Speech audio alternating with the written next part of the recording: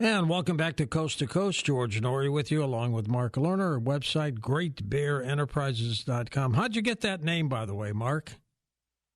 The 7 Stars of the Great Bear, being in Scotland at Findhorn and reading a great book, The Ancient Wisdom, by Jeffrey Ash, about the 7 Stars of the Great Bear and all that. Can I have 30 seconds about the 83-year cycle? I'll give you 29 seconds. 29. 1939 is 83 years from 2022. When I did the research, World War II began 1939. Putin invades Ukraine, you see, in February of 2023. That's an 83-year cycle, and the U.S. Pluto came back. This year, 2023, we're connected to 1940, which was exactly this month. The Luftwaffe was bombing London for weeks on end. Next year is we're connecting 1941 to 2024. What happened there was the Great British, the Nazi ship, the Bismarck, sank the hood. Then the Bismarck was sunk in May of 1941, and then Hitler invaded Russia on June 22nd, 1941, which led to the demise of Nazi Germany. And that was also the year of Pearl Harbor. So, at any rate, Jupiter, 83 years apart, it has a lot of power. What is it about the 83 years that does this? It's just that every day, literally, like right now, every single day, Jupiter is exactly where it was 83 years. I mean, precisely. It's like this Chiron energy. It's a weird synchronicity. Jupiter is the king of the gods. Zeus, Jupiter, when you hear Marduk and so on in the different mythologies, not saying Jupiter is all-knowing and all-wise, but it is such a powerful influence. It's the biggest planet. You know, we have this Juno mission looking at it through NASA, getting all these pictures, but through all the mythologies, Jupiter sort of is the big controlling energy except for the sun, which is bigger than anything else. So somehow or another, this Jupiter 83-year cycle, it's almost like a historical kind of a thing where history starts repeating itself, not precisely, but you see, astrology, what happens is people say, well, why can't it be a science like math, 2 + 2 = 4? Mm-hmm. Because we don't get the planets, the sun and moon, exactly coming back. But this is one of these absolutely exact cycles. Is astrology things that will be or could be? Okay, that gets back to the question. Remember Carl Jung, the great Swiss psychotherapist? Sure. The married charts of couples? He's the one who said, whatever happens at a moment of time has the qualities of that moment of time, which sounds like a redundancy. The point is, that is also synchronicity. In other words, each of us are born on a month, day, and year. You're going to get the people calling in at a particular time in a particular place. So the sun, moon, the various planets are in those spots at that point, and that represents your potential fulfilling your destiny. I believe we're all souls and spirits having human lives. At the same time, you still have a certain amount of free will. We can't control everything that happens to us, but we can control our response to what happens to us. So to some extent, we have free will. We have our destiny patterns, and then we have all our cycles in astrology like progressions and transits. What I'm going to do when we go to these calls is I'm going to give you the birth month, day, and year first, and then I'll go to their name and their city to give you a little head start, okay? Okay. That'll work. Let's start by going to April 10, 1972. April 10, 1972. We're going to Leslie in Youngstown, Ohio. Leslie, welcome to the program. Thank you, George, and thank you for taking my call. You're very welcome. Mark, the floor is yours. Well, you know, this happens every single time. This is unbelievable. Leslie is born with the sun exactly conjunct the planet Chiron when America was discovered. I mean, you can't make this up, George, which is 21 degrees of the sign of Aries. And that's where the moon is tonight. Again, I've been sharing forever, the moon is as powerful as the sun. 90 years ago, newspapers in the United States were like a penny, and that's how we got sun sign astrology. People weren't walking around 100, 200, 300, 500 years ago saying, I'm an Aries, I'm a Leo, I'm a Pisces. That never existed. So you are a sun sign Aries, but you are so connected, Leslie, to this shaman, mentor, holistic healing, twilight zones, spirituality. Chiron is said to relate to astrology. everything that has to do with healing wounds, psychic sensitivity. I mean, there's so much. You want to read up about Chiron. Again, it's Chiron. And it's just the odds that you would be born in the 1 degree of 360 degrees where your sun degree is illuminating the United States Chiron. You just, get into the stuff that's on my website. I just did this big podcast. There's several of podcasts I've done on chirological cycles so that people can learn all about that. The other thing is, by the way, you're born with Mercury retrograde, and I've done 3 podcasts on that. The truth about Mercury retrograde. Hello, everybody. Everybody thinks Mercury retrograde is terrible and bad. Not true. All the planets go retrograde from the Earth standpoint. However, we have heliocentric astrology. If you get into the classes, for those of you who order our classes, you can learn all about heliocentric astrology. We're born on Earth. We have what we call our geocentric charts, but you also have heliocentric charts as well. At any rate, you have a fantastic chart and a great energy. You also are born when Venus and Mars are together, and that only happens about every 2 years. So there's a lot of love and magnetism and charisma that you energize, and hopefully that's good for you for the rest of your life. Okay, good. Leslie, run with that. We're going to go to Mayat in New York, who just has a question for you, an astrological question. Hello, Mayat. Thank you, George. George had on a financial astrologer that referred to the dark of the moon and someone who had attempted to pull together some type of investment, and his point was that the dark of the moon was spelling disaster. So explain, Mark, and I always love to hear you on Coast. Explain what dark of the moon is. That a full moon, and why he was expecting, if he had been able to alert the guy for some downward spiral and disaster, and also talk about eclipses. How, because I talked to you once before, and you seem to feel that eclipses were highly significant, but how do eclipses actually affect us, whatever sign we are? And if you have my 2 questions, I'll listen over the air. Well, okay, so this leads us back to the partial lunar eclipse on October 28th that I brought up, the other one, 2 weeks after you're going to be in Ohio, George, okay? Mm-hmm. So that's a lunar eclipse. Now, the thing about what this lady is talking about, the dark of the moon, every month when we near the end of the solar-lunar new moon cycle, the sun and moon come together, like on October 14th. That's an annual solar eclipse, a new moon.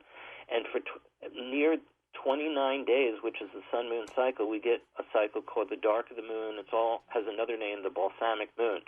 In astrology, we have something called a void moon energy every 2+ days when the moon is near the end of its sign. And the dark of the moon is sort of like when you want to start ending things, whether it's business and so on. So the fact that this woman brought up problems about finance and so on, if we're at the end of a sun-moon cycle, okay, when the moon is decreasing in light and we're about to have another new moon, most astrologers will say, start finishing up odds and ends, complete things, which is also what we do every couple of days when the moon is said to be void.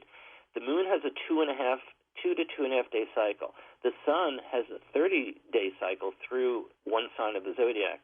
The other thing that I just want to be clear about, since you brought up financial astrology, I am very concerned because this year has patterns similar to 2008. Remember, George? The mortgage yeah. That was a bad time. Brothers,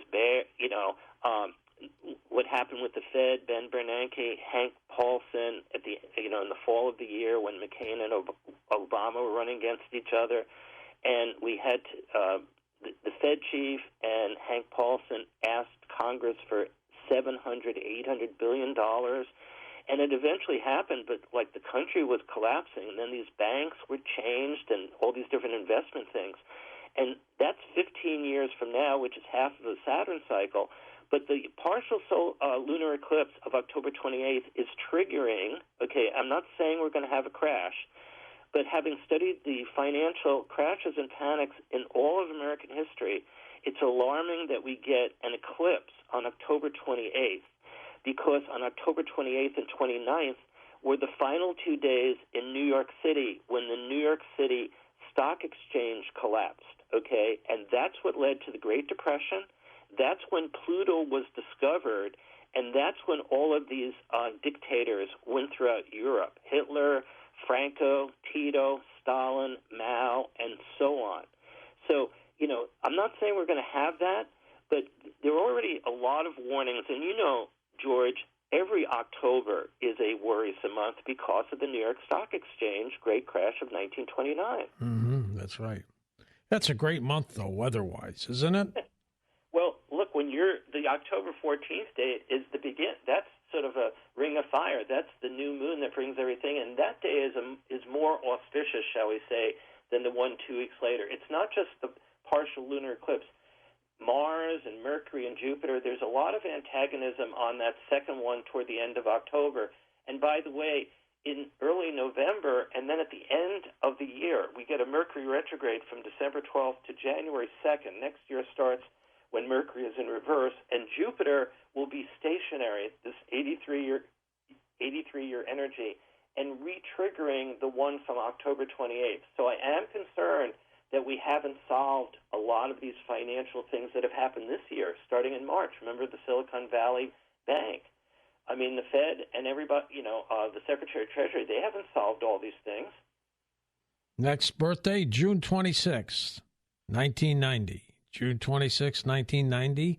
We're going to a first-time caller, Harmony, in Biloxi, Mississippi. Hi, Harmony. Hi, George. How are you? I'm good. How are you? Thank you for taking my call. You're welcome. Go ahead, Mark. Okay, Harmony. June 26th. Another very fascinating situation. As you know, you're a sun sign Cancer, you probably know, and you're born in the opposite of the dark of the moon. You're born right after a new moon that started on June 22nd, which was the summer solstice. So obviously, from things you've probably learned, your sun sign is connected to home, family, and nurturing. It's the first water sign. So being around water, caring about people, Cancerian, Cancer people are often the most psychic of all the water signs of Cancer, Scorpio, and Pisces. And you also have the moon in Leo. And so the moon, as I've shared many times in the show, we're often more our moon sign, because think about this. In astrology, we have this solar return cycle where a lot of astrologers, including myself, will do, okay, you're 22 years old or you're 42, whatever age. So the sun comes back within 24 hours of your birthday, and astrologers will look at that chart and analyze it and see what's going on for your year ahead. But the situation is that if you think about this, the moon, we have 13 lunar cycles in a year. So when we turn 1 from our birth, when we're 0, and we turn 1, and everybody celebrates our first birthday, the moon has come around 13 times. The point is, everybody out there, learn what your moon sign is, and you can't get that from your birthday. That's why you go to a professional astrologer or a website like mine, get your chart done, get reports, get into all this. You have a Leo moon, this caller, Harmony. And Leo is fire, it's strength, it's power. It's very different than having the sun in Cancer, which is more psychic and sensitive. So there's part of you, which I believe the moon has a lot to do with our other lifetimes of who we've been, and that's why we choose that moon sign. And I do believe somehow on a spiritual level, there is choice about when we come in on some spiritual level. I also believe we're very connected to the angelic realm, and each of us has a guardian angel. So you have been a Leo before. You've been a leader. You've been empowered. You have a lot of artistry and creativity, and need to know how best you can express that. Good luck, Harmony. How does astrology work, Mark? Why does it work? This is sort of the magic of discovering Chiron back in 1977, because weirdly, see, George, it's between Saturn, which represents chronological time, and I've been doing my cosmic calendar, the app that I've done for 42 years, which is chronological time. What's happening every day, in the real world? The next planet, which was discovered in 1781, Uranus, rules eternity. It has an 84-year cycle. In between those is Chiron. So that represents synchronicity. It's sort of like one of the names, one of the astrologers who worked on our magazine, and he's a great astrologer, Zane Stein, he calls it chirological time.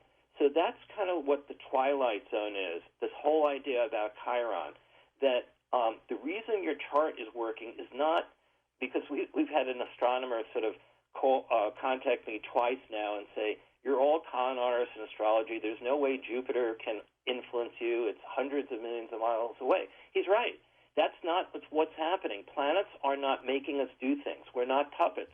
It's synchronicity. So each of our charts, George, Jupiter, Saturn, Mercury, Sun, Moon, they're archetypes that live inside of us. You see, a solar principle, a lunar principle. Mercury is the mind and thinking. Venus is love. Mars is leadership. They live inside of us. It's not that the planets are making us do things. It's remarkable. Would you consider it a science? See, that's where the 83... Generally, when people say, that's why astrology doesn't fit in, that's where Chiron comes in, and we never knew it existed. There are other bodies that are called... Chiron's named after a centaur from Greek mythology, who is basically the wisest healer and so many other qualities that are extraordinary. So that's why all the definitions are amazing. But the thing is that it is not... It's not math, right? We can't change the fact that 2 + 2 = 4. Or when you see the baseball scores or the football scores or soccer, whatever it is, right? Those numbers are real numbers. That's how many touchdowns. That's how many home runs. That's how many people cross the plate. So that's very, very clear. But in astrology, except for something like an exact Jupiter cycle, we don't have exactitude. We can't just reproduce things from 50 years ago or 100 years ago. It's approximate. We're going to come back in just a moment and take final calls with Mark Lerner, the astrologer. His website, greatbearenterprises.com, linked up at coasttocoastam.com. And welcome back. George Norrie here, along with astrologer Mark Lerner. Mark, what are some of the things an astrologer cannot see in a horoscope? Well, this is kind of important. I don't believe that one can absolutely see, say, death in a horoscope. Mm-hmm. This gets into the psychic and spiritual realms. We're talking about Jimmy Carter as an example, had brain cancer and so on. Often, here's what happens. New moons and full moons, these eclipses, often they represent crises in people's lives. But because there isn't just death, fate, okay, we have free will, which is, like I said, we come out of the ideas of Carl Jung in particular about synchronicity, but also the idea that we can't control what happens to us all the time, but we can control our response to what happens to us. So there is fate, there is destiny. We're born at certain periods of time. The planets, the sun and moon, in our charts, we all have what are called progressions and transits. When people go to my website, they'll see the special offers for all these different reports and classes and everything else they can order to learn more about who they are. But the point is that so many people ask me, do you see death in the chart? And the thing is, so many people, whether you use the word like cheat death, and I mean, somebody like Jimmy Carter is a perfect example, you know what I mean? Somebody who has brain cancer, somehow, maybe through prayer, through faith, he's been a preacher and other kind of things, and his belief system, he keeps going on. He's been in hospice along with Rosalind for several weeks now. Yeah. You know what I mean? Other people pass away very quickly. So who's to say why? I also believe that each one of us is connected to a guardian angel. And by the way, one other thing, when we think about presidents, we think about world leaders, inaugurations, all these things, there are no accidents here. People are sort of put into these places. I'm not saying like in a bad way, but there is a spiritual brotherhood, sisterhood, shall we say masterhood, of angels and archangels and things, whether you look at the Bible, whatever the terms we use of teachers and masters and guiding spirits, I think that are beyond all of this stuff and helping all of us with our destinies. Let's go to the next birthday, October 10, 1970. We go to Greg in the state of Washington. Welcome to the show. Hey, Greg. Hi there, George. Thank you for accepting my call tonight. Good to have you with us. Opportunity. Absolutely. Go ahead, Mark. Hey, Greg. Well, you've got Sun in Libra, Moon in Aquarius. They are both air signs. You are pretty close to this energy field of the October 14th date. You know, it's not exact, but with the annular solar eclipse. Every Libra, whether male or female, partnership, relationship, equality, balance, harmony with other people, this is a big deal because Venus is said to rule the sign of Libra.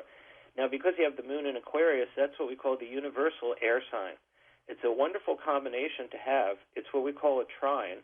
It's also you're born in the increasing light of the Moon because the Moon in Aquarius is what we call a trine from the Sun.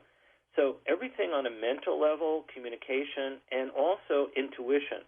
The other big thing when you're born is Uranus, planet that was discovered 1781 in March that led to the American victory over the British by October of that year. And people don't realize this, but we weren't exactly winning the Revolutionary War.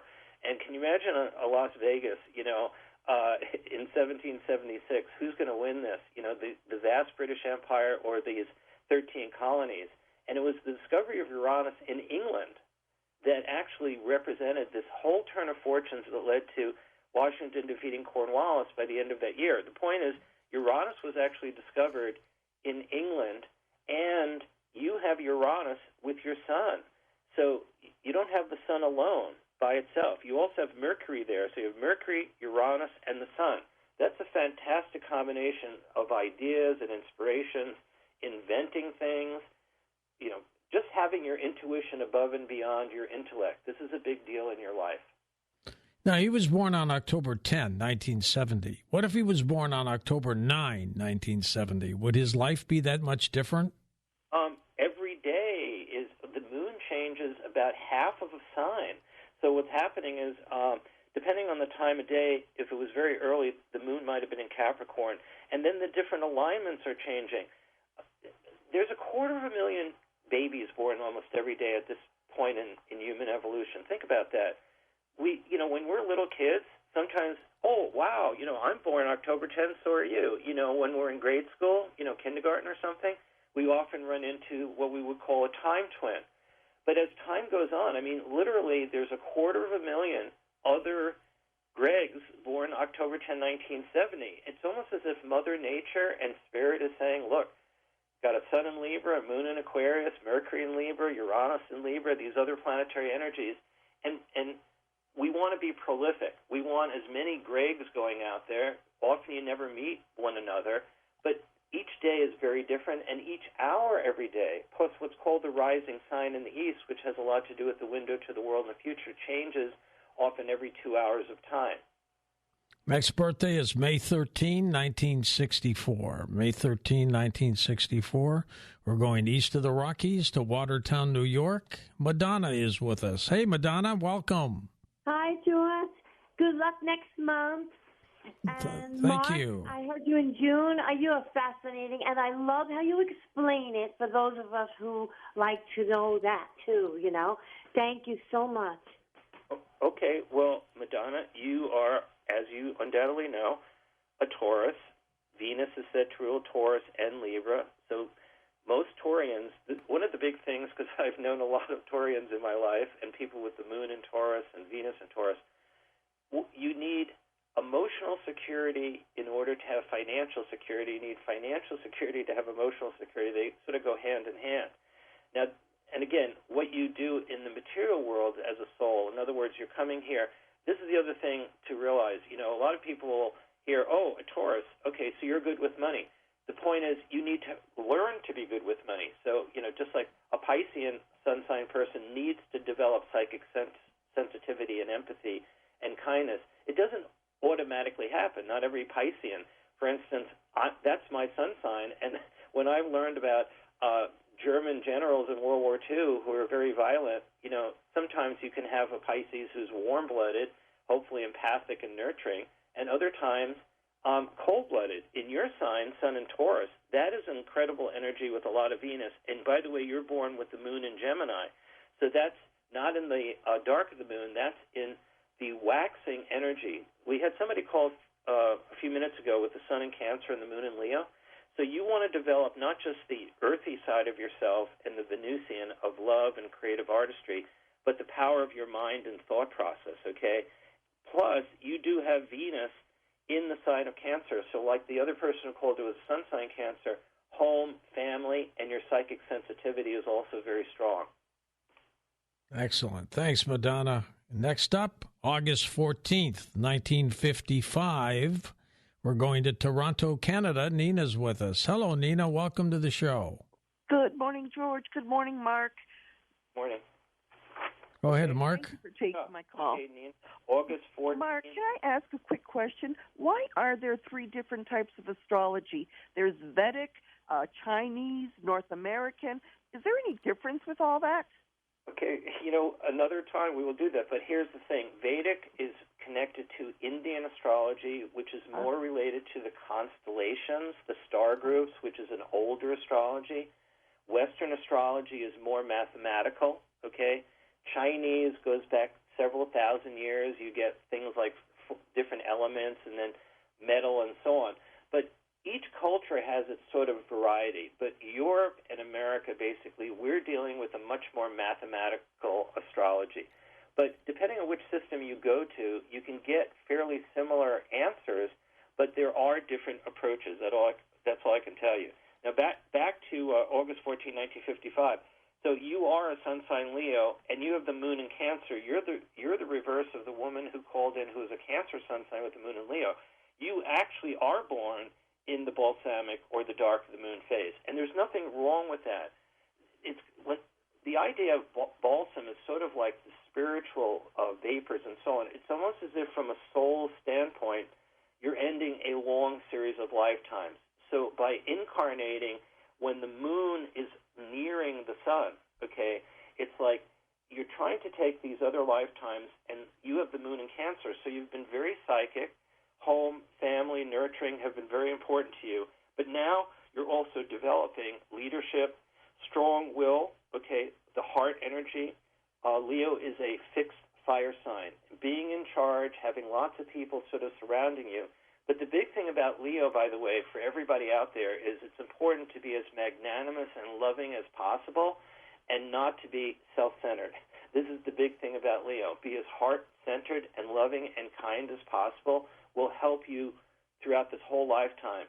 So sort of move away from the idea that, I'm the center of all life. I'm ruled by the sun.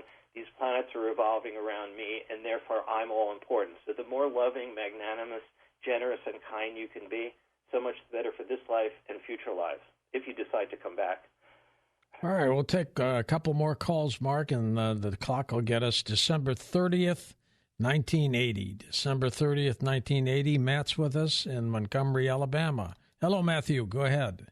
Gentlemen, good morning. How are y'all? Good to have you with us. Go ahead, Mark. Well, this would be like almost like an entire show, because you are literally born the day before Jupiter and Saturn came into conjunction. They came into conjunction on December 31, 1980. John Lennon died on December 8th. Reagan was elected the month before. Then he almost lost his life in late March of 81. This is all when Jupiter and Saturn were conjunct in Libra, okay? Now, that's not your sun sign. Your sun in Capricorn on December 30th. And your moon is shifting from Libra to Scorpio. You really want to get into that time period, okay? And you want to study as much as you can about Jupiter-Saturn conjunctions every 20 years, because you're born with this Libra energy. Remember somebody called on October 10. They're a sun sign Libra. You've got this in spades, okay?